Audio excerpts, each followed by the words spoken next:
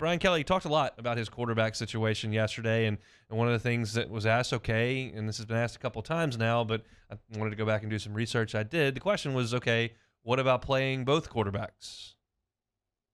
I don't know that I have an answer for that question, as much as I think we need to make the decision, start who it is that we feel gives us the best chance to win, but know that both of them are quarterbacks that can help us win the SEC. So however that plays out, it's really hard for me to answer that question looking forward, but I think in the moment we feel really good about both of those quarterbacks. I'm trying to be evasive, but it's just a fact. Here's how you answer that. You can't, but this is the actual answer.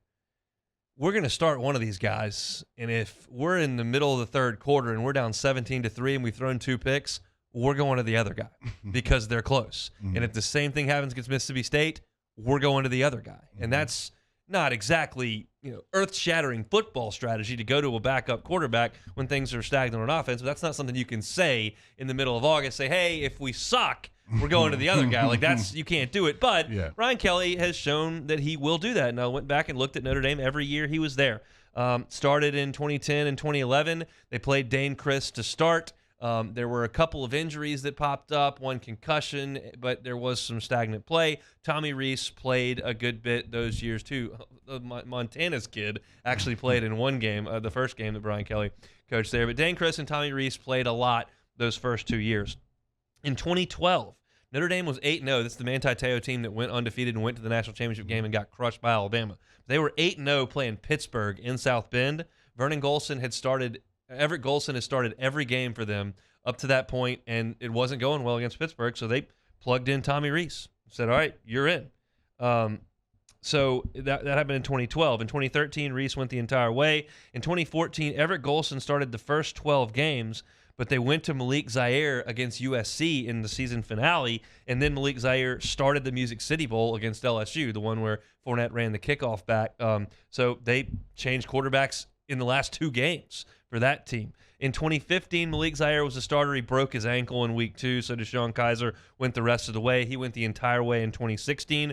In 2017, Brandon Wimbush was the starter, but Ian Book started when he was hurt. And then, if you'll remember, of course, LSU played them in the Citrus Bowl that year, and Ian Book came in and relieved Wimbush in that game and led Notre Dame to a win. So he changed quarterbacks in that LSU game. 2018, Brandon Wimbush was the starter. And then Ian Book took over in week 4, and that team was 3-0. They were 3-0 with Wimbush. He said, we're going with Book, and they went with Book the rest of the way. And Ian Book went all the way in 19 and 20. Of course, he won more games than anybody in Notre Dame history. So, he had in 18, for a 3-0 team, they changed quarterbacks. In 17, Wimbush, Book took over at the end of the season. In 14, you had Malik Zaire take over at the end of the season for Everett Golson. He switched quarterbacks a lot his first 2 years.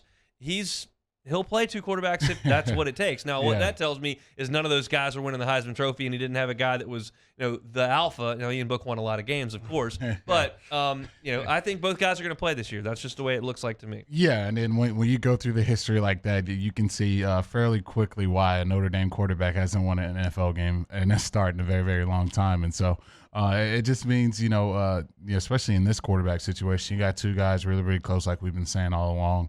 If one guy doesn't play extremely well, playing lights out, then the other guy's going to get called in quick. I don't think any one of these guys are, lighting it up that way and earn enough, rapport with these coaches to really get that leash to be as long as they may want as a player. So I would not be shocked at all, even in this first game, if you see 2 quarterbacks. And then I think you see 2 quarterbacks against Southern. I think you see 2 quarterbacks against New Mexico. Both guys are going to get their reps and their opportunities. One guy's going to take the first snap against Florida State, but I don't think that's the end of this story necessarily. So that's kind of your look at the quarterback and where we are. Looks like both guys have played pretty well in camp. I think that they're going to announce a quarterback on Monday, and then my instinct tells me that we'll see both of them at a certain point. Thanks so much for watching Hunt and Hill on YouTube. Now do us a favor. Hit the red subscribe button below and throw us a like. We'll see you next time.